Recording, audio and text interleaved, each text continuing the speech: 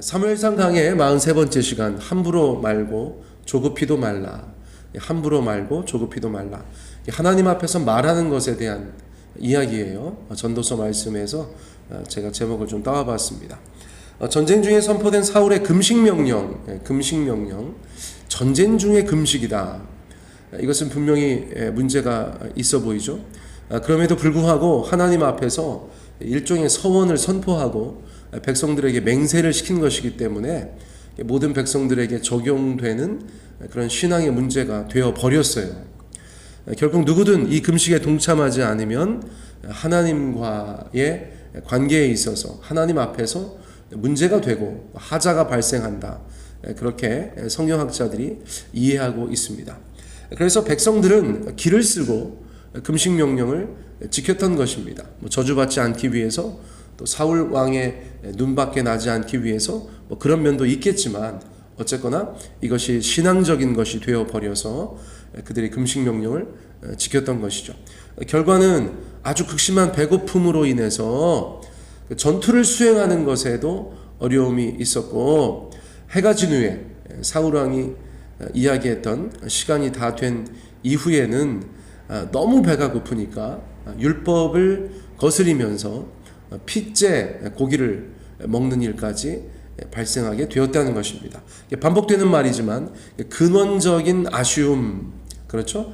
근원적인 아쉬움은 사울의 경솔함에 있었다고 저희가 말할 수 있어요. 너무 함부로 또 조급한 마음으로 하나님 앞에서 말을 뱉어낸 것이죠. 그런데 그 말이 너무나 무겁고 중한 말이었기 때문에, 그것 때문에 많은 이스라엘 백성들이 피곤함을 느낄 수밖에 없었다는 것입니다.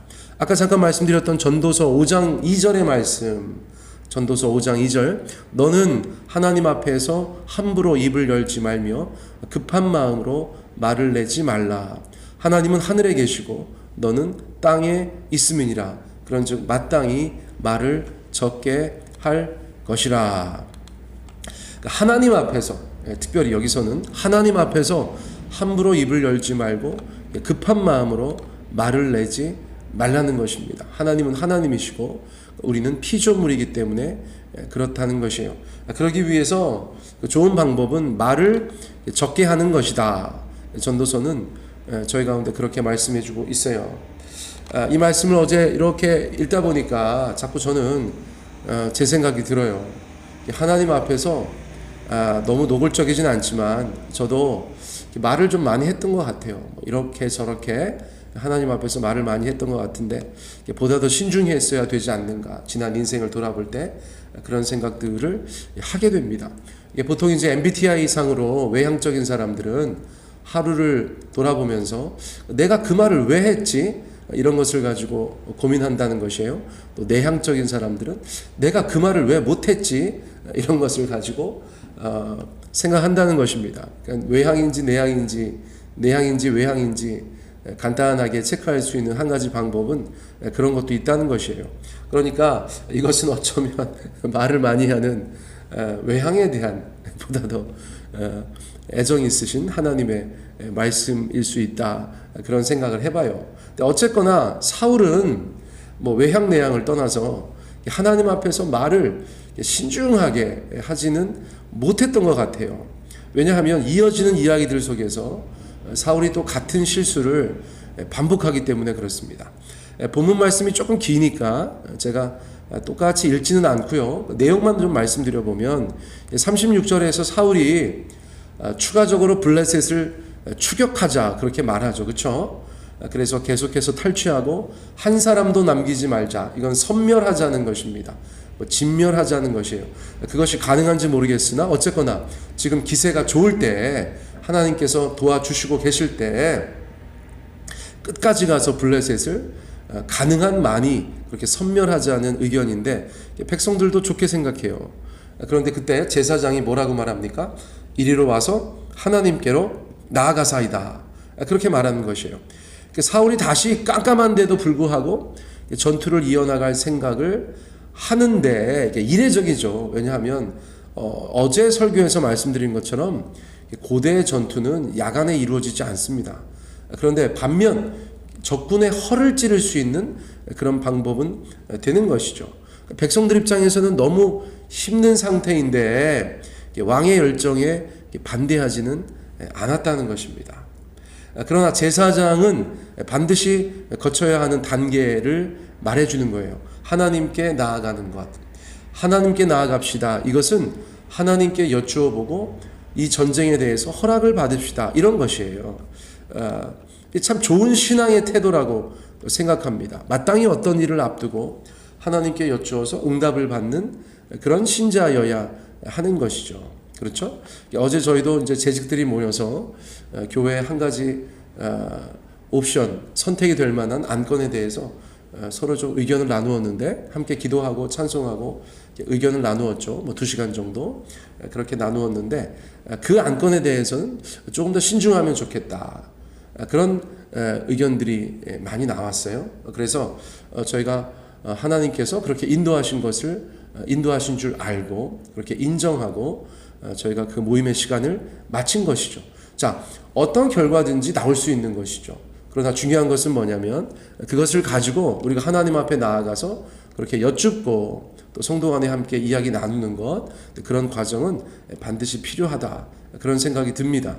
그러니까 우리도 마땅히 어떤 일을 앞두고 늘 하나님께 여쭈어보고 응답받는 그런 신자가 되어야겠다는 다짐을 다시 한번 하게 되는 것이죠. 자, 제사장을 통해서 하나님께 질문한 것은 두 가지입니다. 두 가지. 37절을 여러분들께서 보세요. 37절. 두 가지 질문은 이것이죠. 첫째, 블레셋 사람들을 추격하리이까? 계속해서 추격합니까? 이거죠. 두 번째는 우리가 이기겠습니까? 백성들이 궁금해하는 것들, 사울왕도 궁금해하는 것, 이것을 여쭈어 본 것이죠. 자, 그런데 대답을 하지 않으셨다. 성경이 이렇게 말씀하고 있어요. 하나님께서 대답을 주지 않으셨어요. 하나님의 침묵은 구약 성서에서 보통 거절이나 노하심을 뜻하는 것이죠. 무엇인가 마음에 들지 않으시는 것이 있으신 것이다, 그런 것입니다. 그러니까 이스라엘 편에서 누군가 하나님께 잘못을 범한 것이라고 볼 수 있는 것이에요. 사울은 적어도 그렇게 생각했습니다. 그래서 제비를 뽑아서 누구의 잘못인지, 누가 하자를 냈는지 그것을 이제 밝혀내려고 했었던 것입니다. 자, 그래서 어떻게 접근했는가? 38절에 보면 다들 모이라고 하죠. 그렇죠? 39절에 보면 누구든지 지금 잘못한 사람, 허물이 있는 사람은 죽을 것이다. 39절은 읽을 필요가 있겠네요. 이스라엘을 구원하신 여호와께서 살아계심을 두고 맹세하노니 내 아들 요나단에게 있다 할지라도 반드시 죽으리라 하되 모든 백성 중 한 사람도 대답하지 아니하였다, 이것입니다. 그리고 40절은 백성들과 사울 부자가 나뉘어져서, 그렇죠? 나뉘어져서 누구 편, 어느 그룹에 문제가 있었는가를 밝히려고 했다는 것이에요. 자, 이것이 특별히 사울이 말한 것, 39절에서 함부로 말하고 급하게 말하는 것의 전형이라고 이야기할 수 있어요. 이스라엘을 구원하신 여호와께서 살아계심을 두고 맹세하노니 내 아들 요나단에게 있다 할지라도 반드시 죽으리라. 이게 하나님 앞에 맹세할 필요도 없고, 특별히 아들 요나단이라도 반드시 죽으리라고 말할 필요도 없는 것인데 사울은 그렇게 해버렸어요. 그러니까 왜 그런가? 말을 강조하려고 하는 것이죠. 말을 강조하려고. 자, 그리고 나서 41절, 42절에 실제로 제비를 뽑아갔더니 백성들은 아니고 사울과 요나단 둘 중에 하나를 뽑았더니 요나단이 뽑혔다. 백성들은 의심을 벗게 되었으나 사울과 요나단 둘 중에서, 왕과 왕자 둘 중에서 결국 왕자가 하나님 앞에 하자를 범했다는 것이 밝혀지는 그런 순간이 되었다는 것이죠. 자, 여기서 중요한 것은 하나님께서 금식령을 지키지 못한 요나단에게 문제가 있다라고 또 말씀하셨다는 것입니다. 이것도 저희가 가볍게 볼 것은 아니에요. 그런데 이것은 고의적인 잘못이 아니라 부지중에 범한 잘못이라는 것이죠. 그렇죠? 요나단은 그 사실을 몰랐다라고 성경이 저희 가운데 말씀해주고 있는 것이니까요. 이제 뭐 어쨌거나 한국 축구 월드컵 16강 진출하고 이제 8강 올라가지 못하면서 뭐 하나도 보고 있지 않은데, 이제 월드컵 여러분들 페널티킥 이게 심장이 쫄깃쫄깃한 것인데요. 심판들이 페널티킥을 인정하냐 마냐, 이 굉장히 중대한 일인데, 어쨌거나 무엇을 본다는 것이에요. 예를 들면 페널티 박스 안에서 수비수 손에 맞았어, 공이. 자, 그런데 중요한 건 무엇입니까? 고의성이 있는가 없는가의 문제를 심판들이 본다는 것입니다. 그렇죠? 자, 여기서도 마찬가지입니다. 금식령을, 하나님 앞에서 선포한 금식령을 어기긴 어겼는데 요나단은 고의적이지 않았다는 거예요. 부지 중에 그런 허물을 입었다는 것입니다. 자, 그러면 어떻게 하면 되느냐면 레위기 4장 22절, 23절, 24절 말씀해 보면, 부지 중에 범한 허물은 속죄제를 통해서, 속죄하는 제물을 통해서, 제사를 통해서 하나님 앞에 없이 할 수가 있어요.